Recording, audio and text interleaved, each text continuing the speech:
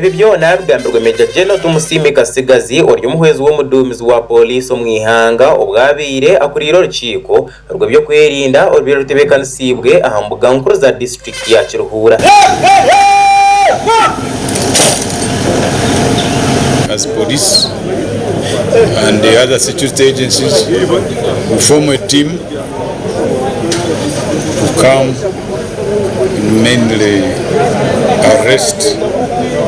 the suspects who are suspected to be stealing cows. Tumusime ahamize ku polisi n'ebindi bitongore baza kukwatanisa ukurebeka ngo bateka Ekikwekweto okumaraho bushuma bw'amatungo. We will take this matter seriously to ensure that our personnel respond. If you fail to respond, then we shall take action against them. Then we've been able to sit with the members of parliament here, and one of them is Honorable Wilson Kajwenje, who is the chairperson of Defense and Internal Affairs Committee, that is responsible for ensuring that the police is facilitated, and he has promised to take up the matter to see to it that we get the necessary budget to ensure that we acquire all the tools we need. Tumusime ayonjire yagira ngo naza kurebeka ngo kitongore cha polisi batekamwe mani omukurikirize ibizubu by'abantu. Now we're going to sit as interagency of security agencies, police, army, ISO, other intelligence agencies, to ensure that we form a team that will come and handle this threat in the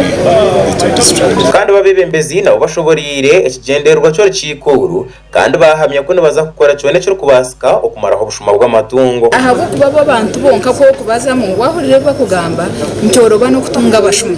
mbwenu ekigenderwa ntubasata kuheza ko bushuma mu Kiruhura uburyo n'ubutahataho mu ntasiya yeyitu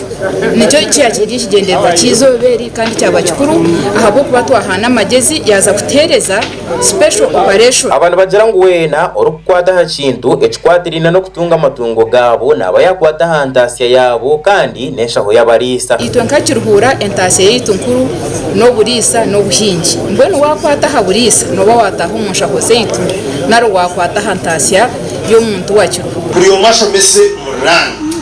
ekibikiro mu mushongo twirabanse za PDM umbuzi bazi twireze munaza nganizire bamaso batwareze PDM of course batwaraneze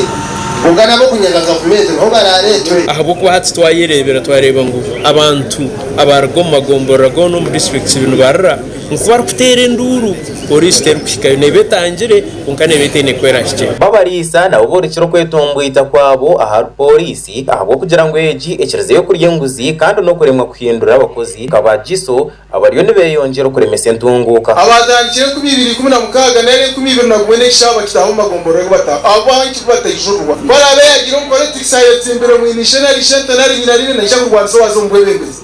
mkimanisa ngwe mirimo yabaneza ko batekwisha gukora mwero bagiso mukamange babijure twakabuzaga egeni miyengunde cye cyara ebarhayayo eyagiho kuza kugisyabucya kwindika inyama atungwa abantu bagiriye yarga muhanda ki none nyira twagira crime intelligence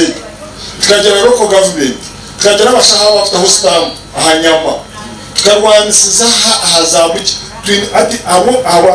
abo ushoma kuba wingi nazabucya president license zikaba nyingi twine police kozi ya sente